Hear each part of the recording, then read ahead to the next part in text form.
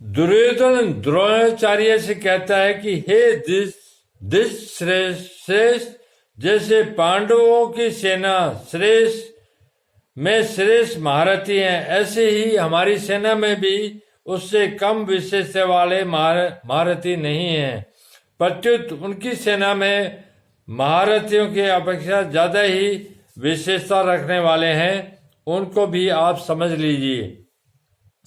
तीसरे श्लोक में पश्य और यहाँ निबोध क्रिया देने का तात्पर्य है कि पांडवों की सेना तो सामने खड़ी है, इसलिए उसको देखने के लिए दुर्योधन पश्य देखिए क्रिया का प्रयोग करता है, परंतु अपनी सेना सामने नहीं है, अर्थात अपनी सेना की तरफ द्रोणाचार्य की पीठ है, इसलिए उसको देखने की बात न कहकर उस पर ध्यान देने के लिए दुर्योधन निबोध ध्यान दीजिए क्रिया का प्रयोग करता है।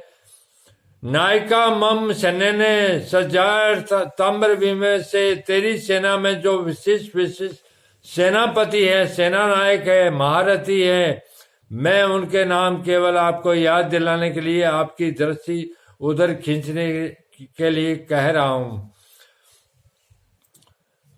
सजार्थम पद का तात्पर्य है कि हमारे बहुत से सेना नायक हैं, उनके नाम मैं कहां तक कहूं, इसलिए मैं उनका केवल संकेत मात्र करता हूं, क्योंकि आप तो सबको जानते ही हैं। इस श्लोक में दुर्योधन का ऐसा भाव प्रतीत होता है कि हमारा पक्ष किसी भी तरह कमजोर नहीं है, परंतु राजनीति के अनुसार शत्रु पक्ष चाहे कितना ही कमजोर हो, अपना पक्ष चाहे कितना ही सबल हो, मजबूत हो, ऐसी अवस्था में भी शत्रु पक्ष को कमजोर नहीं समझना चाहिए और अपने में उपेक्षा, उदासीनता आदि की भावना किंचित मात्र भी नहीं आने देनी चाहिए। इसलिए सावधानी के लिए मैंने उनकी सेना की बात कही और अब अपनी सेना की बात कहता हूं। दूसरा भाव यह है कि पांडवों की सेना देखकर दुर्योधन पर बड़ा प्रभाव पड़ा और उसके मन में कुछ भय भी हुआ, कारण कि संख्या में कम होते हुए भी पांडव सेना के पक्ष में बहुत से धर्मात्मा पुरुष थे और सवै भगवान थे। जिसके पक्ष में धर्म और भगवान रहते हैं उसका सब पर बड़ा प्रभाव पड़ता है। पापी से पापी, दुष्ट से दुष्ट व्यक्ति पर भी उसका प्रभाव पड़ता है। इतना ही नहीं, पशु पक्षी वृक्ष लता आदि पर भी उसका प्रभाव पड़ता है, कारण कि धर्म और भगवान नित्य हैं।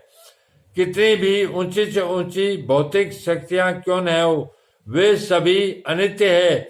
इसलिए दुर्योधन पर पांडव सेना का बड़ा असर पड़ा, परंतु उसके भीतर भौतिक बल का विश्वास मुख्य होने से वह द्रोणाचार्य को विश्वास दिलाने के लिए कहता है कि हमारे पक्ष में जितनी विशेषता है उतनी पांडव सेना में नहीं है, अतः हम उन पर सहज ही विजय प्राप्त कर सकते हैं।